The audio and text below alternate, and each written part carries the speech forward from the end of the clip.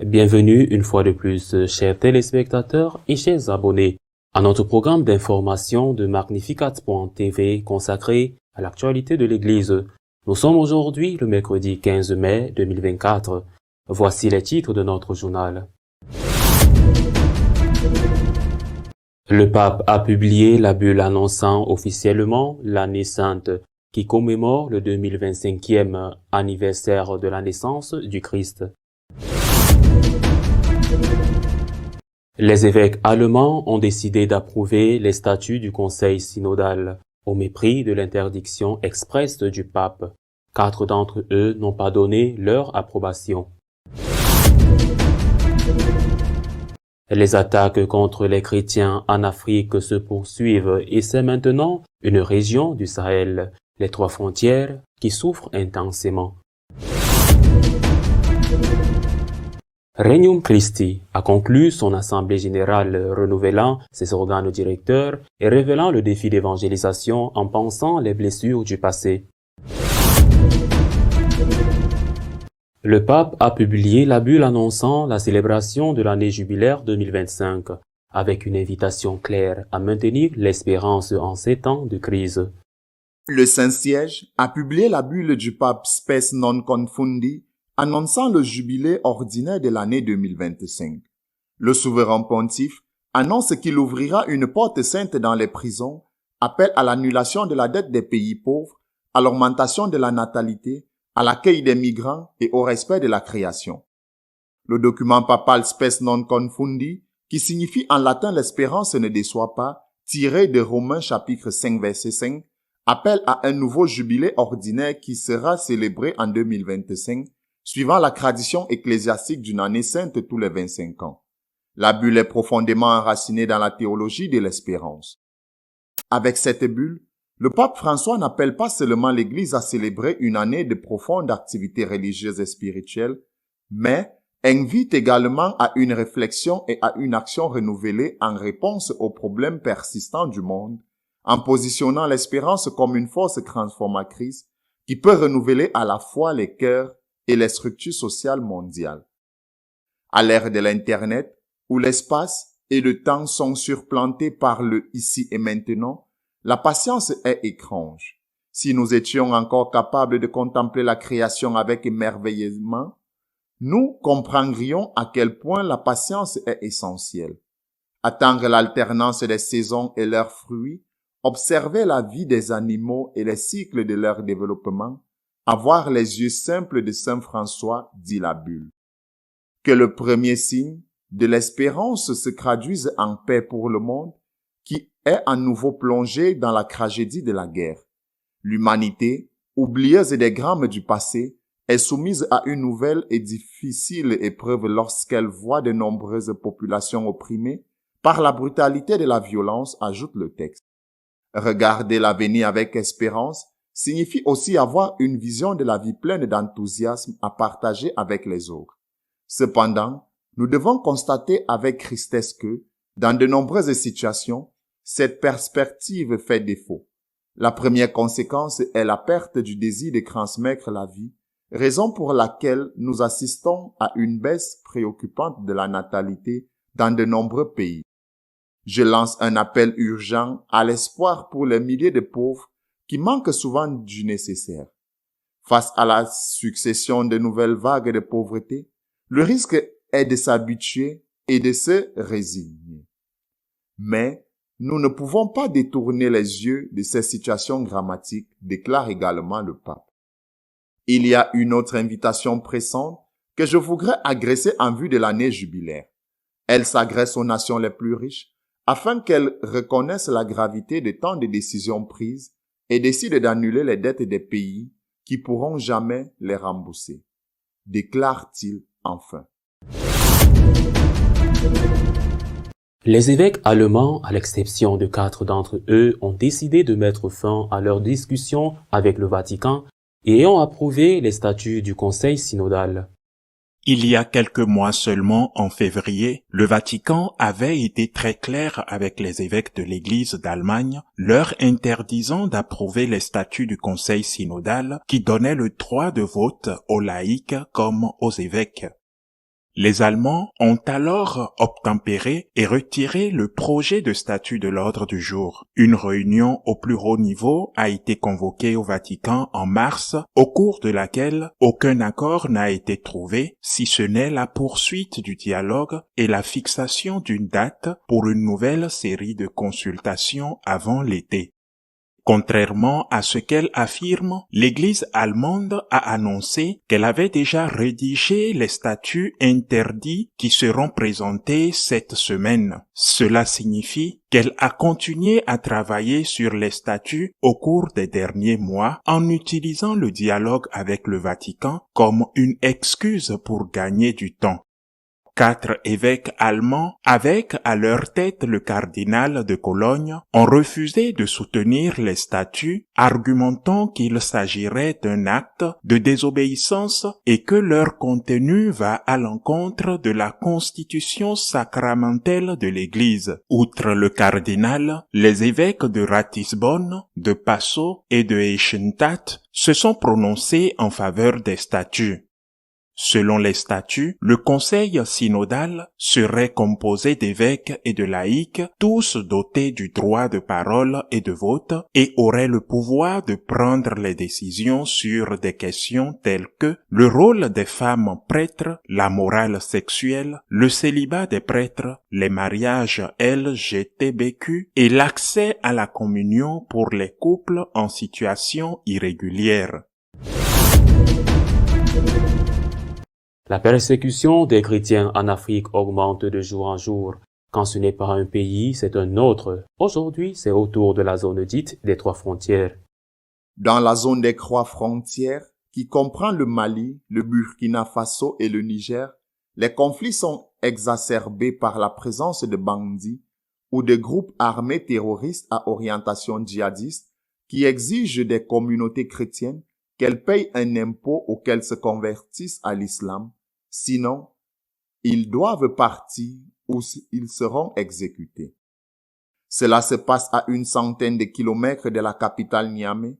Ils arrivent en moto, armés, et proposent aux villageois un choix. Soit payer une taxe de 50 000 francs, équivalent de 76 € par homme à partir de l'âge de 15 ans, soit se convertir à l'islam. Si vous refusez les deux, vous n'avez plus qu'à laisser le village et tout ce que vous possédez entre leurs mains. Il s'agit de terroristes islamiques qui opèrent principalement dans la zone des 3 frontières. Il s'agit du Mali, du Burkina Faso et bien sûr du Niger. Ces 3 pays, actuellement dirigés par des régimes militaires, ont choisi de s'unir au sein d'une nouvelle entité appelée Alliance des États du Sahel. Depuis l'enlèvement du père Pierre-Luigi Magali en 2018, la vie des paysans vivant dans la zone frontalière avec le Burkina Faso n'a cessé de se dégrader. Menaces, enlèvements, assassinats ciblés, écoles désolées et fermées. Intimidation et climat de peur caractérisent le quotidien des habitants. Les terroristes leur ont donné une semaine pour réagir. Le refus de la conversion ne laisse que l'option de l'exode, car payer la somme exigée cette année, c'est la voir doubler l'année prochaine. Les autorités sont conscientes du drame qui se joue non loin de la capitale, mais n'ont rien fait pour l'empêcher. Regnum Christi, qui comprend les légionnaires du Christ, a conclu son assemblée générale et renouvelé son leadership.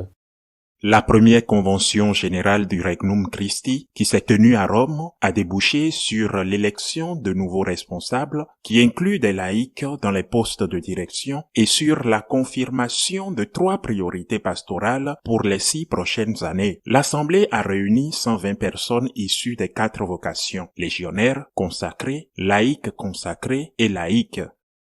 L'organe directeur suprême de la fédération Regnum Christi, qui comprend les légionnaires du Christ, a confirmé 3 priorités pour les 6 prochaines années. la promotion de la pastorale, du mariage et de la famille, la formation de communautés d'apôtres en mouvement et la promotion d'une culture des vocations qui favorise la compréhension de la vie en tant que vocation et facilite sa découverte et son acceptation.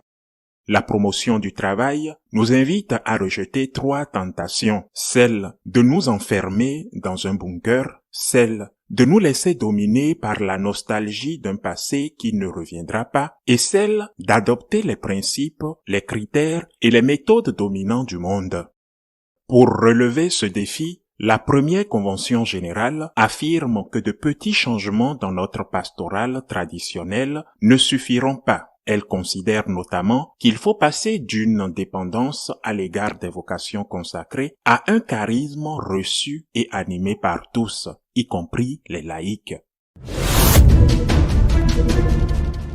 Notre éditorial de cette semaine est exclusivement consacré aux commentaires du défi lancé au pape par les évêques allemands approuvant les statuts du Conseil synodal. Les évêques allemands ont décidé de rompre le dialogue. Cela dure depuis longtemps, depuis le début du processus synodal allemand, qui était déjà un signe avant-coureur de ce qui va se passer. Une prémonition. Le parcours synodal ne demandait pas seulement des changements dans la morale sexuelle de l'Église, dans l'acceptation des protestants dans le processus de recevoir la communion ou dans la communion des couples irréguliers, qu'ils soient divorcés et remariés ou simplement cohabitants, mais il demandait aussi que les laïcs soient inclus dans l'équipe de décision de la conférence épiscopale dans chaque diocèse ou dans chaque paroisse.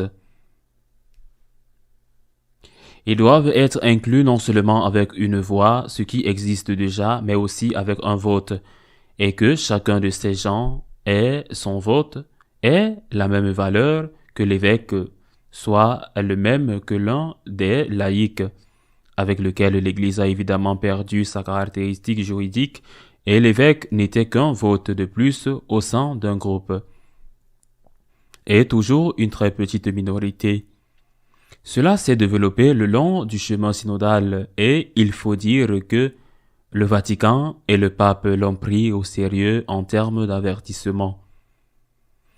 Nous devons nous souvenir de la lettre du pape François lorsque la voie synodale était encore en cours de développement, dans laquelle il disait que l'évangélisation devrait être beaucoup plus importante que le changement de structure qu'il demandait. Il n'y avait pas eu de lettre de ce genre depuis celle que le pape avait également écrite aux catholiques allemands à l'époque du nazisme. Le développement du voyage synodal s'est poursuivi malgré les avertissements sérieux du pape et de ses hommes, comme le cardinal Parolin.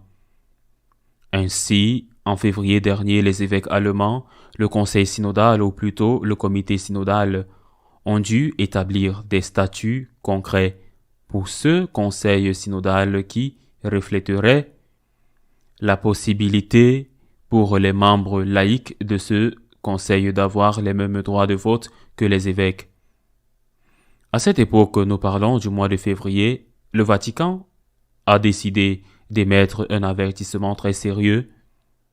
Il y a une lettre du cardinal Parolin, une lettre importante dans laquelle il dit que cela ne peut pas avoir lieu et que si cela se fait, les conséquences seront très graves, qu'ils ne sont pas autorisés à le faire.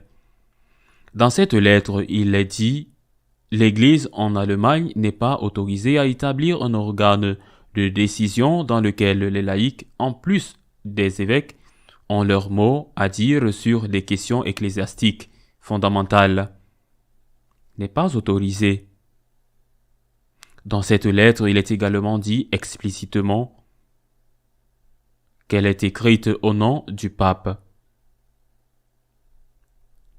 La situation en février était si dangereuse, si grave qu'une personne, je dirais modérée ou modérément libérale, le cardinal Shelburne, archevêque de Vierne, a eu des mots beaucoup plus durs, même que le cardinal Parolin.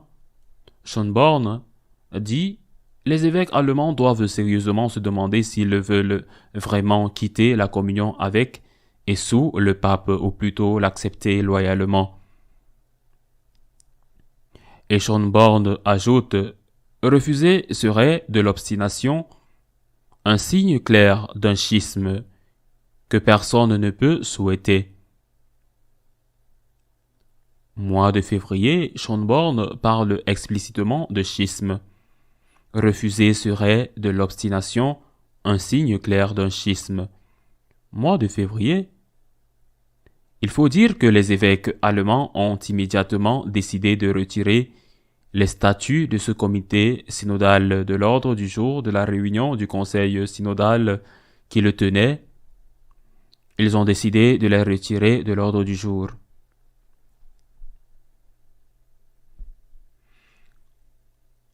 En mars, une réunion a eu lieu au Vatican, à laquelle ont participé une délégation de ces évêques allemands et quelques laïcs, ainsi que les plus hauts responsables du Saint-Siège, le secrétaire d'État, le préfet de la doctrine de la foi et le préfet des évêques, entre autres. La note officielle indiquait qu'il s'agissait d'une réunion amicale, d'un dialogue constructif très bon, et que les parties, l'Allemagne et le Vatican, étaient invités à poursuivre le dialogue et à tenir une autre réunion avant l'été. Voilà donc où en étaient les choses. Enfin, il semblait qu'ils étaient parvenus à une sorte d'accord pour retarder les choses afin de ne pas aller à la confrontation et de continuer à parler. Très bien. Eh bien, on a appris cette semaine que les évêques allemands ne respectent même pas leur propre engagement parce qu'ils ont annoncé cette semaine que les statuts de ce comité synodal ont déjà été rédigés et qu'ils seront présentés au début de la semaine prochaine, coïncidant curieusement avec la présentation d'un document élaboré par la doctrine de la foi sur les critères de discernement des apparitions vraies ou supposées de notre Seigneur ou de la Sainte Vierge. Il ne faut pas être très malin pour se rendre compte que ce que font les évêques allemands n'est manifestement pas de Dieu. On pourrait penser que dans ces statuts qui ont déjà été élaborés, qui vont être présentés la semaine prochaine, qui sont déjà élaborés et qui ont donc été élaborés dans le dos du Vatican et contre le Vatican, on pourrait penser que certaines choses ont été modifiées et qu'ils ont donc accepté ce que demande le Vatican, qu'un laïc n'ait pas les mêmes droits de vote qu'un évêque. On pourrait le penser. Nous ne connaissons pas les statuts, mais il y a quelqu'un qui les connaît. Les évêques allemands eux-mêmes, et pas seulement eux, mais ils les connaissent. 4 évêques allemands, seulement 4, de toute la conférence épiscopale allemande présidée par le cardinal archevêque de Cologne, ont déclaré qu'ils n'allaient pas signer ces statuts parce que cela va directement à l'encontre de ce que le Vatican a interdit. Ce qui est un défi total au Vatican, ils ont déclaré que la décision du chemin synodal n'est pas compatible avec la constitution sacramentelle de l'Église. Ce n'est pas que nous imaginions, supposions ou nous placions dans le pire des scénarios, mais si 4 évêques qui connaissent sans aucun doute les statuts déjà dirigés qui vont être présentés dans quelques jours, si 4 évêques disent qu'ils ne les signeront pas, c'est qu'il y a certainement quelque chose qui va à l'encontre de ce que le Vatican leur a clairement dit qu'ils ne pouvaient pas faire. Lorsque le voyage synodal a commencé, le cardinal Müller, un Allemand, a dit que le Vatican le pape devait agir le plus tôt possible pour éviter plus ou de plus grands maux. Et il a donné l'exemple de la création tardive de Rome lorsque le schisme de Luther a commencé. Il a dit que si Rome n'avait pas attendu si longtemps, alors le schisme de Luther n'aurait pas eu lieu, ou aurait été réduit à néant, ou ses conséquences auraient été bien moindres. Et il a demandé que cela soit fait, que des mesures soient prises le plus tôt possible contre la dérive que l'on pouvait déjà voir venir du synode allemand, et il n'a pas été écouté. Les évêques allemands, à l'exception des 4 évêques catholiques qui restent, ces 4 évêques qui sont prêts à obéir au pape, les évêques allemands ont abusé du Saint-Siège. Ils ont abusé de sa bonne foi, ils ont abusé de la mission du pape de procurer l'unité de l'Église, ils ont abusé au moins, au point, je le répète, qu'ils ont promis quelque chose qu'ils n'ont pas eux-mêmes réalisé. En nous disant, nous n'approuverons pas cela, nous continuerons le dialogue. Mais entre-temps, ils les ont élaborés et maintenant ils les présentent. La situation est critique, mais le pape, le Vatican doit faire quelque chose. C'est un abus du pape. C'est un abus contre l'Église catholique. C'est un abus contre notre Seigneur Jésus-Christ. De ce qui est contenu dans la parole de Dieu, parce qu'il est clair, tout le monde le comprend sans aucune exception, l'un ou l'autre, que dès que cela est fait, ce comité ou ce conseil est constitué, sans aucune exception, ce comité ou conseil synodal est constitué avec ses prérogatives, comme l'ont déjà dit plusieurs évêques allemands, et en plus, comme l'ont dit plusieurs évêques allemands cette semaine, certaines règles vont commencer à être votées et approuvées. Par exemple, des changements dans la morale sexuelle de l'Église. C'est un évêque allemand qui a dit cette semaine que le catéchisme doit changer. Non seulement pour eux, mais le monde entier doit changer parce qu'il décide de le faire. Celui qui dit cela dit tout ce qu'il demande depuis le début. Les prêtresses, l'acceptation de la communion à tous ceux qui le veulent. Nous sommes face à un défi. Ils viennent de défier publiquement le pape en rompant leurs propres paroles. Nous allons poursuivre le dialogue, dit-il. Mais, pendant qu'ils disent cela, ils ont élaboré les statuts et il n'y a pas de dialogue, pas de prochaine réunion avant l'été, rien. Nous les présentons la semaine prochaine. J'insiste, je ne connais pas les statuts, mais si 4 évêques disent qu'ils ne peuvent pas les signer parce qu'ils vont à l'encontre de ce que le pape a interdit, cela signifie qu'ils ont poursuivi ce qu'ils voulaient faire. Il n'y a pas d'autre choix que d'agir. Il existe encore un reste catholique solide en Allemagne. Et je ne fais pas seulement référence à ces 4 évêques, mais à d'autres qui n'osent peut-être pas aller à l'encontre de l'opinion publique. Nous devons nous souvenir de cette scène dictatoriale, pathétique, où, dans le cadre du synode allemand, un vote a dû avoir lieu et a été rejeté par la majorité des évêques, puis il a été décidé que le vote sur la question suivante devait être répété, mais maintenant en main levée, de sorte que l'on puisse savoir qui s'y opposait. Et il n'y avait que ces 4-là. Je pense qu'ils étaient 6 à l'époque, qui s'y opposaient à main levée. C'est l'histoire. Ce n'est pas une invention, c'est là. Ce sont les données et les faits.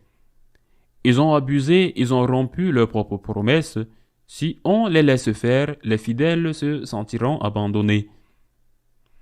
Pas seulement ces 4 évêques, mais les catholiques fidèles, qui sont une minorité parmi les catholiques pratiquants en Allemagne. Il faut le reconnaître. Mais qu'ils luttent et souffrent, ils se sentiront abandonnés, ils ne peuvent pas être laissés seuls. Et puis, il y aura une contagion. Si on laisse faire les Allemands, combien de temps faudra-t-il pour les Belges ou les Suisses? Pour donner par exemple des cas quasiment certains.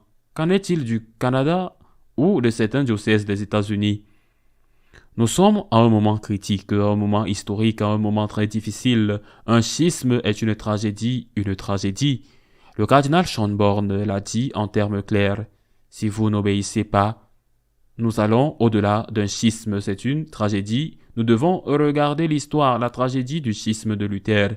Nous devons essayer de l'éviter par la prière, mais nous devons aussi soutenir le pape et demander à l'Esprit Saint de lui donner suffisamment de lumière pour agir avec amour, avec charité, avec dialogue, mais aussi avec décision dans un moment aussi difficile que celui-ci. À la semaine prochaine, si Dieu le veut. Si vous souhaitez être au courant des informations sur l'Église, vous pouvez le faire à travers notre page d'information magnificat.tv. Nous continuerons à vous tenir informés de ce qui se passe dans l'Église. À nous revoir la semaine prochaine, si Dieu le veut.